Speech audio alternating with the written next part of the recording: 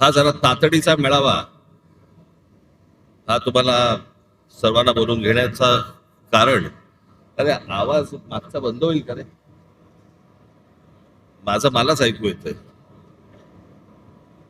मागचा काय स्पीकर वगैरे बंद करता येईल का? हा,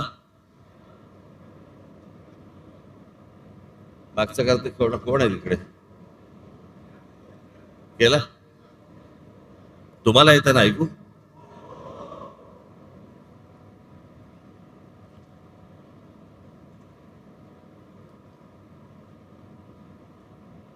यावेळेची जरा जेव्हा लागेल तेव्हा आणि जेव्हा आपण ठरवू तेव्हा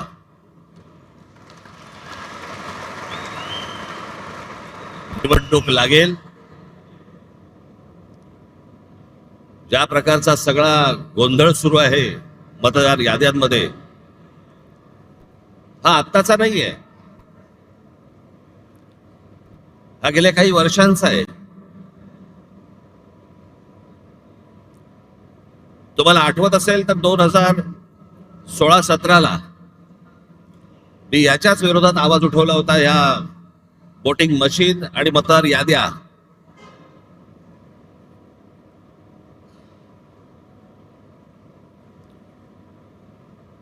त्यावेळेला आपल्या MIG क्लबमध्ये तिकडे पत्रकार परिषद पण झाली होती. सगळ्या पक्षाचे सगळे लोक पण तिकडे आले होते. पण त्यातल्या अनेकांना मी काय बोलतोय याचं गांभीर्यच नाही समजलं. आणि मग ज्या वेळेला प्रत्येकाच्या दरवाजावरती टकटक व्हायला लागली,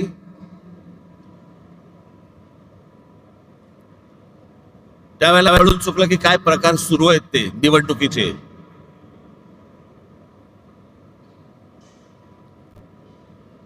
आताही बघा, गेली विधानसभा झाली, 232 आमदार निवडून आले. 232.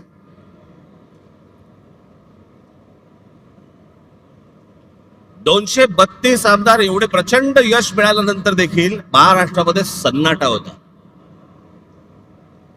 कुठे विजय मिरवणुका नाहीत, कुठे जल्लोष नाही, काही नाही, सन्नाटा कर. म्हणजे मतदार तर अवाक झालेच होते, निवडून आलेले पण अवाक झाले होते.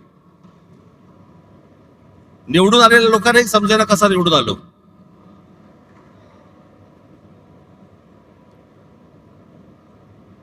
आणि मग सगळ्यांनाच कळलं की कशा प्रकारच्या निवडणुका चालल्यात या देशामध्ये, कशा प्रकारचे विजय प्राप्त होत आहेत, कशा प्रकारचं यश मिळत आहे.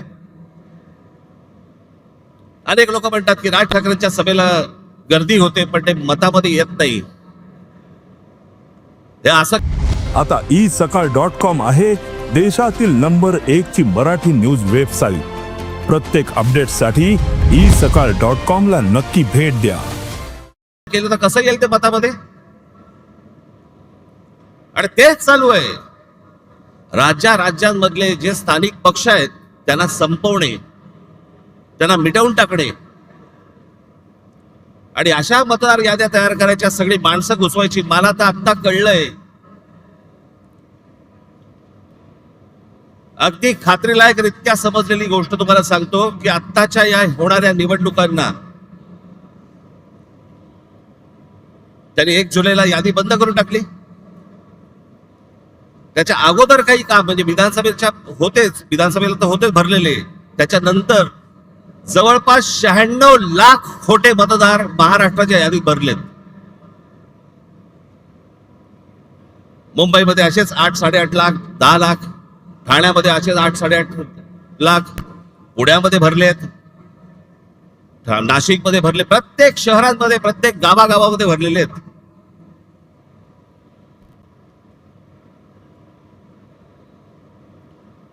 अशा निवडणुका होणार आपल्या देशात. मग कशासाठी प्रचार करायचा, कशासाठी उमेदवार भरायच्या, कशासाठी निवडणुका लढायच्या, कशासाठी पैसे खर्च करायचे, कशासाठी मतदारांनी रांगेमध्ये उभं राहायचं आणि मतदान करायचं.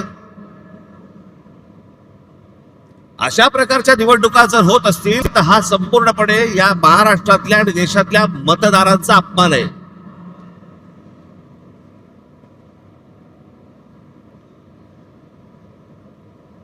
तुम्ही मत द्या नाही तर नका देऊ. मॅथ्स फिक्सिंग झालेलं आहे, मॅथ्स सेट आहे.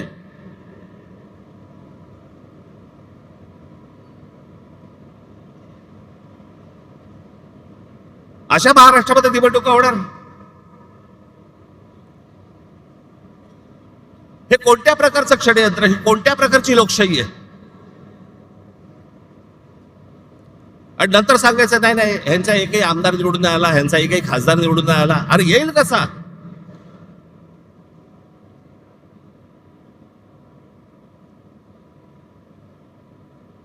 जर मतदार याद्यांमध्ये तुमची गणितच जर समजा सगळी सेट करून ठेवणार असाल, तुम्ही मतदान करा नाही तर नका करू. रिझल्ट अगोदर ठरलेला आहे.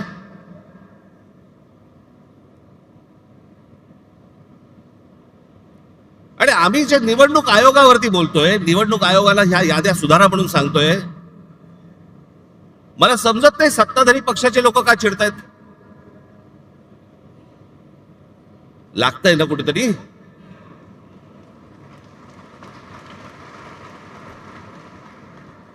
आम्ही निवडणूक आयोगाला प्रश्न विचारले की सत्ताधारी उत्तर देतात. तुम्हाला कोण विचारलं?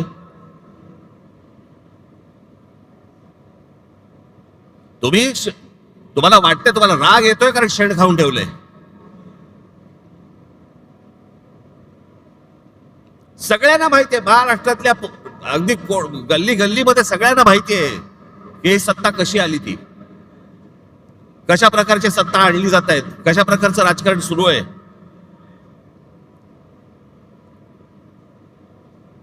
बरं, हीच माणसं ज्यावेळेला विरोधी पक्षामध्ये होती त्यावेळेला आता जे मी बोलतोय तेच गोष्ट बोलत होते.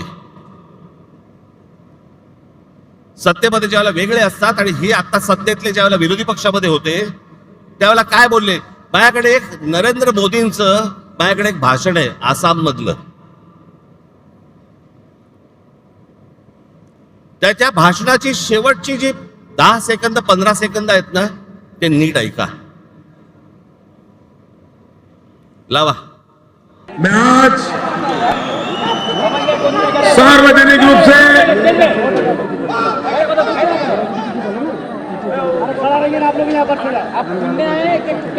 मैं आज आसनसोल की सभा में सार्वजनिक रूप से भारत के इलेक्शन कमीशन को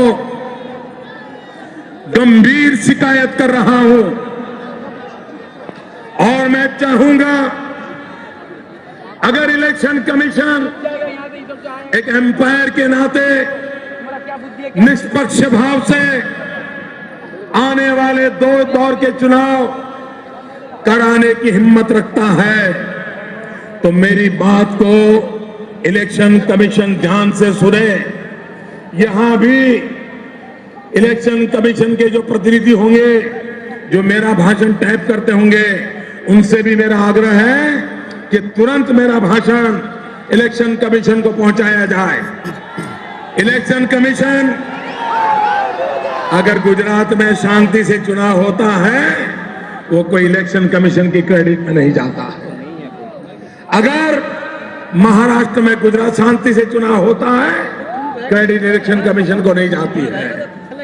अगर शांति से चुनाव पूर्वी उत्तर प्रदेश में होते हैं, बिहार में होते हैं, बंगाल में होते हैं, कोई रिगिंग नहीं होता, कोई शिकायत नहीं होती, कोई हिंसा नहीं होती, तभी क्रेडिट इलेक्शन कमीशन को जाता है. और मैं गंभीर आरोप लगा रहा हूं, आप इन इलाकों के इलेक्शन में रिगिंग रोकने में विफल गए हैं, हिंसा रोकने में विफल गए हो, झूठे मुकदमे हमारे बाबुल पे लगाए जा रहे हैं. इलेक्शन कमीशन का काम है नागरिकों को प्रोटेक्ट करना. आप अपनी जिम्मेवारी को सही ढंग से निभाएं, इसके लिए मैं आग्रह करता हूं. मैंने उत्तर प्रदेश में भी कहा था, कुछ सीटों के मैंने नाम कहे थे और मैंने कहा था वहां लूट चलने वाली है और इलेक्शन कमीशन कुछ नहीं कर पाया. आज मैं दोबारा कह रहा हूं, बंगाल में, बिहार में, पूर्वी उत्तर प्रदेश में यही होने वाला है। क्या इलेक्शन की जिम्मेवारी नहीं है कि शांतिपूर्ण चुनाव हो, रिगिंग ना हो, मारकाट ना हो? इतना सारा खर्चा हो रहा है, पूरा देश का मशीन आपके हाथ में है। प्रधानमंत्री से भी आपके पास इतने ज्यादा हक है, तो आप करते क्यों नहीं हो? क्या इरादा है आपका?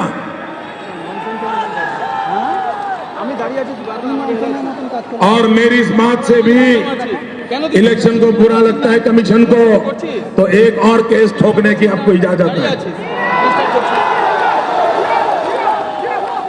लेकिन निष्पक्ष चुनाव कराना ये आपकी जिम्मेवारी है। किस सरकार ने आपको बिठाया, कौन आपके मालिक है, उसके आधार पर इलेक्शन कमीशन काम नहीं कर सकता है। मैं बहुत गंभीर आरोप लगा रहा हूं। भाइयों बहनों, लोकतंत्र ऐसे नहीं चलता है। मैं जानता हूं 30 तारीख के चुनाव में कितना रिगिंग हुआ है। यही खेल चलता रहेगा क्या?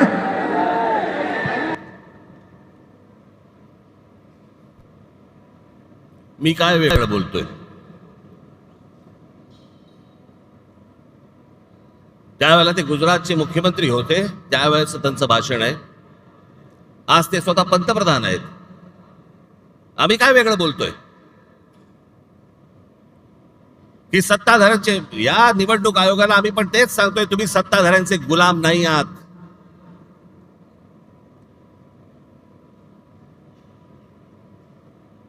नरेंद्र मोदीजी त्यावेळेला म्हणत होते की तुम्ही सत्ताधाऱ्यांचे गुलाम नाही आहात. आम्ही आज तेच म्हणतोय.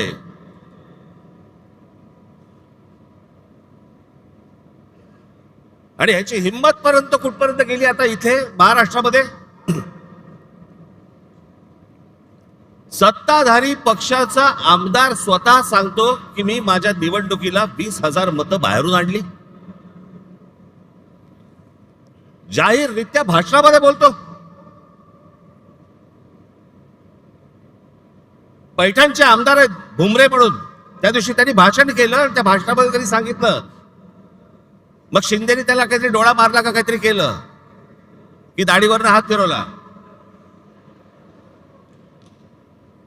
मग लगेच तो बोलला नाही नाही, जे बाहेर गेले होते, स्थलांतरित होते, त्यांना मी आणलं. बघा तुम्हीच तुमचंच बघा. पैठणचे आमदार विलास बापू भुमरे यांनी भाषणामध्ये बोलताना त्यांनी विधानसभा निवडणुकीत 20,000 मतदार हे बाहेरून आणले असं सांगितलं. मात्र शिंदे यांनी इशारा करताच विलास भुमरेंनी सारवासारव केली. मतदान बाहेरून आणलं म्हणजेच स्थलांतरित मतदार होते, त्यांना मतदान करण्यासाठी विधानसभेच्या वेळी आणलं असा खुलासा किंवा सारवासारव त्यांनी केली. त्यानंतर सभागृहामध्ये एकच हशा पिकला.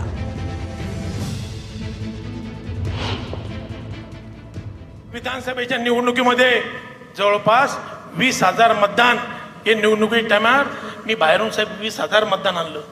आणि त्या निवडणुकीत मला त्या मतदानाचा 100% फायदा आला. 10 जणांना तिकीट मिळणार नाही. सर्वजण त्या पदाचे उमेदवाराचे कॅपेबल असतात. बाहेर होतो त्यांना.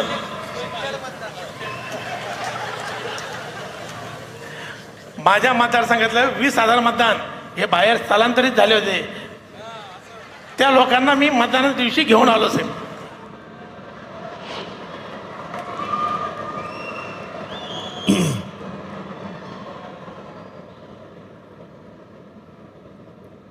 बेधडक सत्ताधारी पक्षातले आमदार तुमच्या नाकावर टिचून बोलतायत.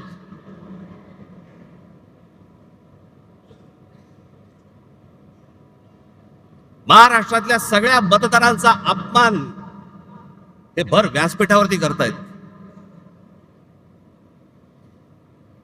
की आम्ही 20,000 मतदान बाहेरून आणलं. प्रत्येकाने सांगले आहेत.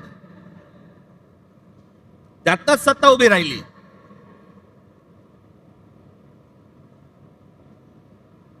ही त्यांचीच माणसं बोलतायत.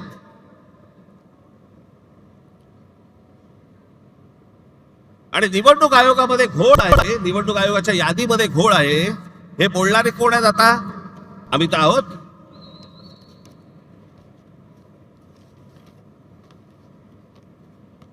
मी अजून 3 व्हिडिओ आणलेत. एक आहे सतीश चव्हाण, अजित पवार गट. दुसरे आहेत संजय गायकवाड, एकनाथ शिंदे गट. आणि तिसरे आहेत मंदा म्हात्रे, हे भाजपचे आहेत. हे तिघेही आमदार आहेत. तिघेही आमदार आहेत. हे तिघेही काय बोलतात ते ऐका. या सगळ्या संदर्भात सत्ताधारी आमदारांनी नेमकं काय म्हटलंय बघूयात. गंगापूर विधानसभा मतदारसंघात जवळपास 36,000 नावे दुबार आलेली आहेत. खरं तर मतदार यादीपासून ते निवडणूक निकाल लागेपर्यंत सगळे काम पारदर्शकपणे पार पडण्याचं काम हे निवडणूक आयोगानं करणं अपेक्षित आहे. त्यांच्या डिप्टीला महसूल खात्याची मशिनरी असते, परंतु ही दुबार नावे शोधण्याचं काम हे राजकीय पक्षाचे कार्यकर्ते करू लागले. विशेषतः रांजणगाव शेणकुंडी सारख्या वसाहतीमध्ये मोठ्या संख्येने मतदानाची दुबार नावे आहेत. मयत झालेल्या एक प्रसिद्ध व्यक्ती आहे, माजी पंचायत समिती सदस्य गंगापूर. मयत होऊन 13 वर्षे झाले. नाव आहे लोकरे रघुनाथ रखमाजी. अजूनही नाव मतदार यादीत आहे. असे हजारो मयतांचे नाव या मतदार यादीत आहेत. बघा, मी बुलढाण्यामध्ये जवळपास कलेक्टर साहेबांना 4,000 डबलची नावं ही बोगस असल्याचं आम्ही कळवलेलं आहे, लेखी कळवलं आहे. काल महाराष्ट्र राज्याचे निवडणूक आयोग दिनेश वाघोले साहेबांना मी फोन केला की अशा प्रकारचे बोगस नावं आहे आणि काही 30-30 वर्षापासूनचे लोक इथे राहून गेलेत, अधिकारी राहून गेलेत, त्यांचे देखील नावं तसेच आहेत आणि मृत्यू झालेले देखील. हा आकडा जिल्ह्यात जर विचार केला तर लाखापेक्षा अधिक हा आकडा आहे. आणि निवडणूक आयोग म्हणतो नाव काढू नका. अरे ही जी डबल नाव ही तुम्ही काय काढत नाही? असा कोणता या भारताचा कायदा आहे, कोणतं संविधान असतं की असे बोगस नावं तुम्ही कायम ठेवतात? मृत्यू पावलेल्यांची नावं तुम्ही टाकत नाही. 25 जुलैला तुम्ही सांगितलं की नाव काढू पण नका आणि पण टाकू नका. कालपर्यंत जे मुलं तरुण झाले, वयात आले, ज्यांना मतदानाचा अधिकार प्राप्त झाला, तुम्ही त्यांचा अधिकार हिसकून घेत नाहीये का? गेले 15-20 वर्ष जवळजवळ मी सातत्याने ही दुबार नावं असतील किंवा बोगस नावं असतील यासाठी मी कलेक्टर असतील, निवडणूक अधिकारी असतील यांच्याकडे प्रयत्न करत होते. ही ठराविक लोक असतात, ही पैसे घेऊन नोंदणी तर करतात आणि लोक इकडनं तिकडनं गावाकडनं आणून सकाळ सकाळ ते मतदान करूनही ते जातात. त्यामुळे उमेदवाराला त्याचा फटका बसू शकतो. हे सत्ताधारी पक्षाचे आमदार आहेत बरं का. आणि सत्ताधारी पक्षाचे आमदार असून देखील हे सांगतायत की बोगस मतदार भरलेले आहेत याद्यांमध्ये.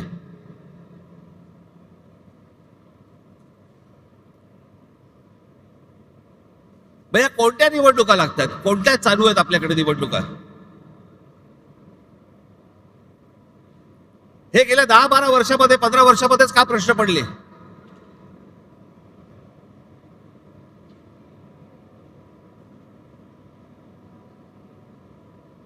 जी लोक आपले भाबडेपणाने मतदान करतायत, सकाळपासून उन्हातानामध्ये रांगेमध्ये उभे राहतायत, त्यांच्या मताला जर काही किंमत नसेल आणि अशाच प्रकारे जर समजा तुम्हाला आकडेवारी जुळवून जर समजा सत्ता मिळवायची असेल, कशासाठी निवडणुका करायच्यात?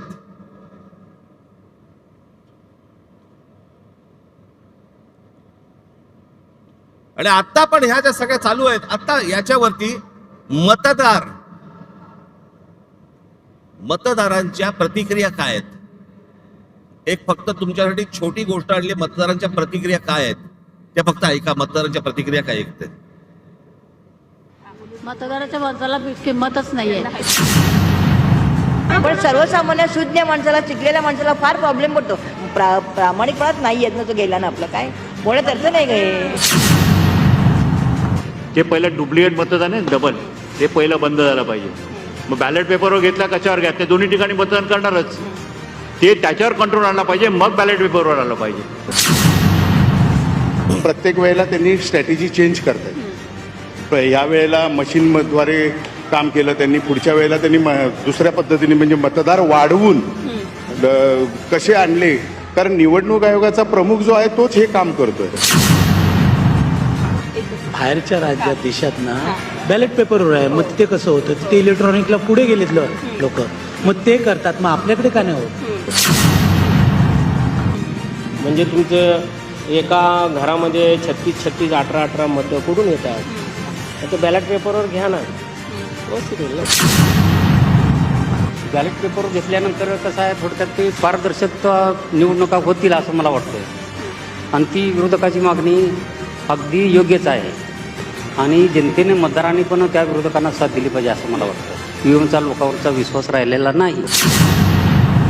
त्या दिवशी इलेक्शनचा रिझल्ट लागला त्यावेळी लिटरली मुंबईमध्ये सन्नाटा होता की कोणी या इलेक्शनचा रिझल्ट एक्सपेक्टच केला नव्हता आणि हे फक्त मॅनिप्युलेशन्स करूनच पॉसिबल झालेलं आहे. मला वाटतं की पहिले जो काही घोळ आहे मतदार यादीत तो सगळा घोळ निस्तरून त्याच्यानंतर भले 1 वर्ष लागलं तरी चालेल पण सगळ्या मतदार याद्या क्लिअर करूनच नंतरच इलेक्शन झालं पाहिजे.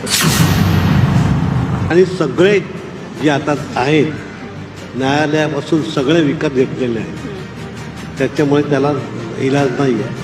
कारण आता फक्त जो जमाना होता आता माझा वय 77 आहे. जो जमाना आमच्या होता आता माझ्या आता फक्त चोरी आणि सगळ्यांनी निष्ठा विकलेली.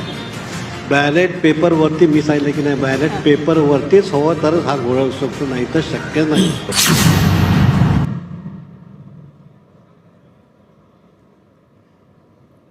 या मतदारांच्या प्रतिक्रिया आहेत. हे सगळं कशासाठी सुरू आहे? केंद्रातही आम्हीच पाहिजे, राज्यातही आम्हीच पाहिजे, महानगरपालिकेतही आम्हीच पाहिजे, जिल्हा परिषदमध्ये आम्हीच पाहिजे. हा संपूर्ण महाराष्ट्र, ही महाराष्ट्रामधली सगळी शहरं ही अदानी अंबानीला आंदण म्हणून द्यायची आहेत.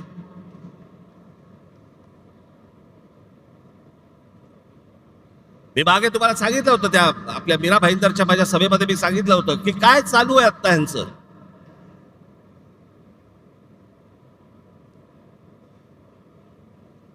ठाणे जिल्हा हातामध्ये आल्याशिवाय मुंबईला हात घालता येणार नाही म्हणून तिकडनं सगळी सुरुवात चालू आहे. ती पालघर पासून सगळी सुरू आहे. तिथे ज्या इमारती उभ्या राहत आहेत त्या इमारतीमध्ये लोक कोण राहत आहेत ते बघा. सगळे गुजरातमध्ये येत आहेत. मी मागे जो विरोध केला होता त्या बुलेट ट्रेनला तो याचसाठी. तो पट्टा बघा अख्खा, तो भौगोलिक पट्टा बघा तुम्ही. आता तिकडे वाढवण बंदर येत आहे, तिकडे आता विमानतळ येत आहे. इथे एक विमानतळ आता नवीन आलं. आता वाढवणला तिकडे करतायत एक विमानतळ. कोणासाठी, कशासाठी? मला यांचा कळलेला जो प्लान आहे ना, आज हे 100% सगळे सांगणार आहेत नाही म्हणून. असं होणार नाही, आम्ही होऊ देणार नाही, करणार नाही वगैरे सगळे सत्ताधारी सांगतील. पण यांचा प्लान काय तो लक्षात ठेवा.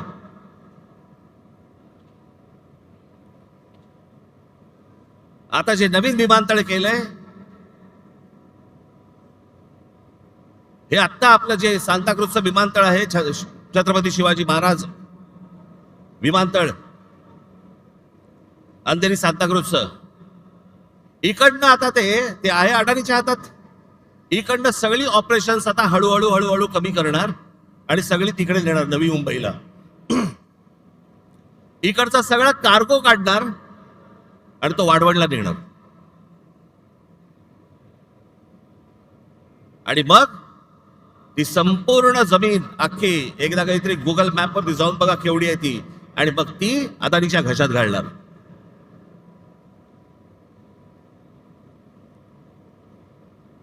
जेवढा म्हणून तुमचं अस्तित्व आहे सगळं हे मिटवायला येत आहेत. भारतीय जनता पक्षाला जे मतदान करणारे जे लोक आहेत ना, मराठी सगळे लोक, मला त्यांनाही सांगायचं आहे,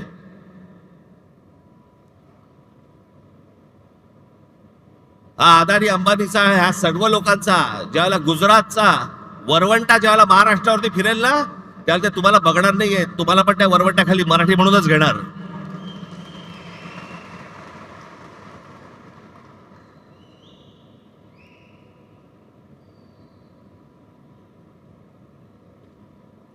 सगळ्या गोष्टींमध्ये अदानी. शस्त्र बनवायचे आहेत अदानी, बीज बनवायचे अदानी, टनेल बनवायचं आहे अदानी, रस्ता बनवायचा आहे अदानी, सगळं अदानी. आता तिकडे ठाण्यामधली एक जागा आहे, हे संपूर्ण हे तुमचं संजय गांधी राष्ट्रीय उद्यान, नॅशनल पार्क, या नॅशनल पार्क मधली एक जागा बघितली आहे. तिकडे आता जंगल तोडणार आतलं, हा सगळा भाग येतो तो ठाणे जिल्ह्यामध्ये येतो आणि तिकडे अडाणीला पॉवर प्रोजेक्ट काढायचं आहे. त्याच्यामध्ये तिकडचे सगळे आता आदिवासी बिदिवासी सगळे जे लोक आहेत त्यांना हटवणार, तिकडे जंगल तोड करणार आणि पॉवर प्रोजेक्ट टाकणार.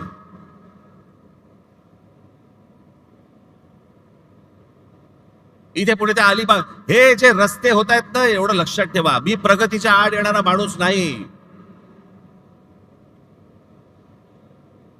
पण मुंबईमध्ये, ठाण्यामध्ये, महाराष्ट्रामध्ये होणारी प्रगती ही जर मराठी माणसाच्या थडग्यावरती होणार असेल, मी खपवून घेणार नाही. तुम्हाला वाटत असेल की हे सगळे रस्ते जे बांधले जात आहेत, सीलिंग पासून ते अटल सेतू पासून सगळ्या गोष्टी तुमच्यासाठी नाही येते.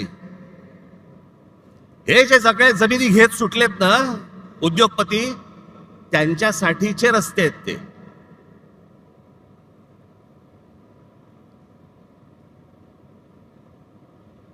सगळ्या गोष्टींमध्ये हात घाला. नजर पडेल ते पाहिजे मला, जिथे नजर पडेल हे मला पाहिजे, हे मला पाहिजे, हे मला पाहिजे. आणि आमच्याकडे कुंपणच शेत खात आहे. आमचीच मराठी माणसं यांना जमिनी मिळवून देत आहेत.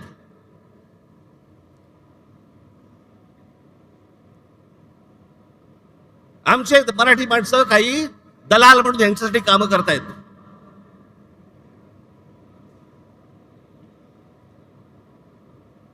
केंद्र तर आहेच हातामध्ये, राज्य तर आहेच हातामध्ये. उद्या जिल्हा परिषदा आणि महानगरपालिका जर समजा हातामध्ये आल्या, रानच मोकळं.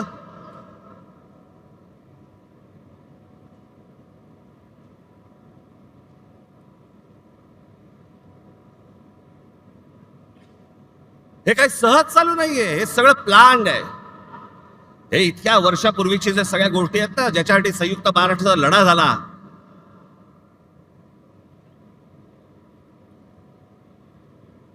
ही गुजरातला मुंबई हवी होती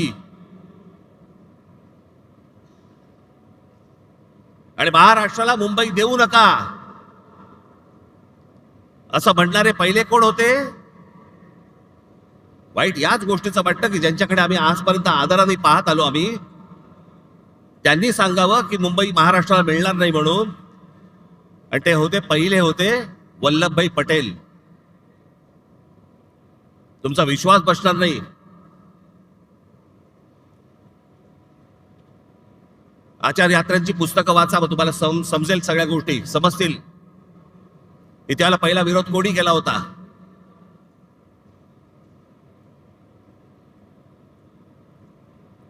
हे आत्ताच नाहीये, हे जुनं आहे.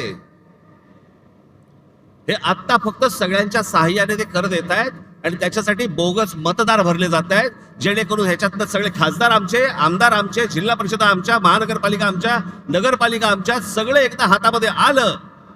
तुम्ही काय करणार आहात? नंतर काय करू शकता तुम्ही? नंतर काही नाही. एकदा हाताबंद गेलं, जमीन एकदा हाताबंद गेली, परत येत नाही. आणि जमीन हेच तुमचं अस्तित्व आहे. ते एकदा हाताबद्दल गेलं, त्याच्यासाठीची ही सगळी रचना आहे. माझ्या महाराष्ट्रातल्या सगळ्या मतदारांना माझी विनंती आहे, सतर्क रहा.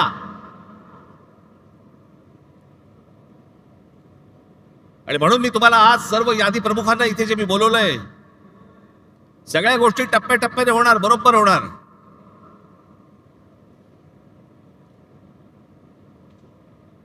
मी ज्या सर्व संपूर्ण यादी प्रमुखांना बोलवलंय, मुंबईचे आहेत, ठाण्याचे आहेत, कल्याण डोंबिवलीचे आहेत, नवी मुंबईचे आहेत, मीरा भाईंदरचे आहेत. घराघरामध्ये जा. माझी मतदारांनाही माझी विनंती आहे की आमचे लोक ज्यावेळेला येतील, इतर सहयोगी पक्षांचे पण लोक ज्यावेळेला येतील, त्यांना सहकार्य करा. एकेका घरामध्ये 800 माणसं भरली जात आहेत, नावं दिली जात आहेत. 700 माणसं, 800 माणसं, 1000 माणसं, 500 माणसं, जे मतदार नाही आहेत पण अशी सगळी खोटी नावं भरून हे निवडणुकांना सामोरं जायचं म्हणतायत.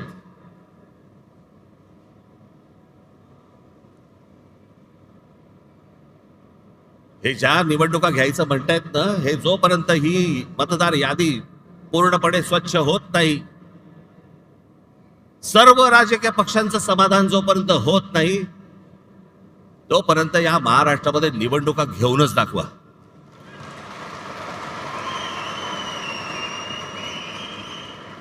या महाराष्ट्रातल्या निवडणुका शांततेने पार पाडायच्या असतील, पहिली ती मतदार यादी स्वच्छ करा.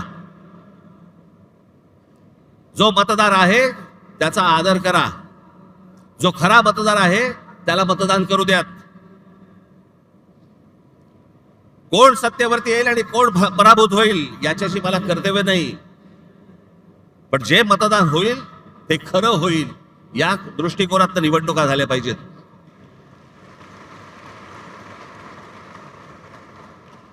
त्याच्यामुळे आता सर्व माझ्या यादी प्रमुख जे आहेत, माझे शाखाध्यक्ष आहेत, उपशाखाध्यक्ष आहेत, माझे गटाध्यक्ष आहेत, यादी प्रमुख आहेत, प्रत्येक ठिकाणी कोण कोण राहत आहेत, किती किती माणसं राहत आहेत, कोण कोण मतदार आहेत, तपासायला सुरुवात करा.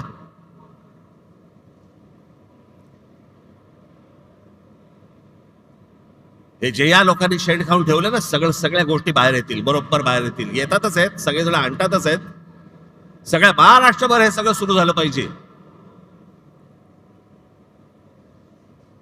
आणि फक्त आपल्याच पक्षासाठी नाही म्हणत मी, इतर पक्षांनी देखील प्रत्येक घराघरामध्ये गेलं पाहिजे, तपासलं पाहिजे. आणि निवडणूक आयोगाला आमचं सांगणं आहे की हे जोपर्यंत स्वच्छ होत नाही तोपर्यंत निवडणुका तुम्ही घेऊ नका. महाराष्ट्रामध्ये निवडणुका घेऊ नका. आधीच 5 वर्ष झाली आहेत त्या सगळ्या निवडणुका होऊन. अजून 1 वर्ष गेलं तरी चालेल, पण निवडणुका त्याच्याशिवाय होता कामा नयेत या महाराष्ट्रात. ह्याची जी सगळी घाई सुरू आहे ना, ती घाई याच्यासाठी सुरू आहे कारण ह्यांनी सगळं जमवलेलं आहे गणित.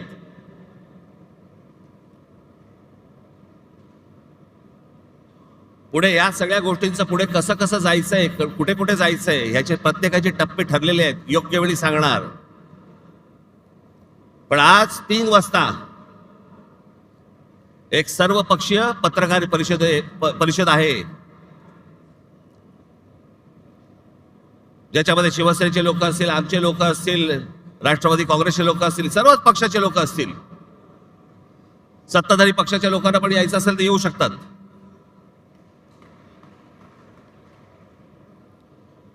आणि पुढचा कार्यक्रम काय आहे हे आज 3 वाजता तुम्हाला सांगण्यात येईल. त्याची प्रतीक्षा करा आणि तयारीला लागा.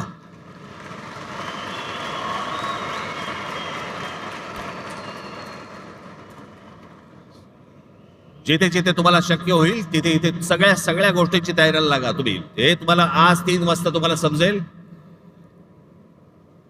ही पत्रकार परिषद होईल त्यावेळेला. पण आज तुम्ही इकडे जण आलाय, मला फक्त आपल्याला एवढंच सांगायचं आहे की कशासाठी काय चालू आहे षडयंत्र ते सर्वांनी ओळखा आणि मतदार याद्यांवरती जोरात कामाला लागा. एवढंच सांगण्यासाठी म्हणून मी आज आपल्या सर्वांसमोर मी इथे आलोय. जाताना सर्वजण नीट जा आणि घराघरापर्यंत, नागरिकांपर्यंत प्रत्येकाकडे पोचा. ज्याला जाल त्याला नम्रपणे जा, शांतपणे जा, त्यांची विचारपूस करा आणि सगळ्या गोष्टी या तुम्ही तुमच्याकडे कागदावरती लिहून काढल्या पाहिजेत. एवढंच सांगण्यासाठी म्हणून मी आज आलो. दिवाळीच्या मध्यात तुम्हाला बोलवलं त्याबद्दल दिली गेली, परंतु आपण आलात त्याबद्दल मी आपला सर्वांचे आभार मानतो. देश-विदेशातील प्रत्येक जय हिंद, घडामोडींचे जय लाईव्ह अपडेट महाराष्ट्र. मिळवण्यासाठी आता साम टीव्हीच्या सर्व सोशल मीडिया प्लॅटफॉर्मला लाईक, फॉलो आणि सबस्क्राईब करा. तसंच सर्व नोटिफिकेशनसाठी बेल आयकॉन प्रेस करायला विसरू नका.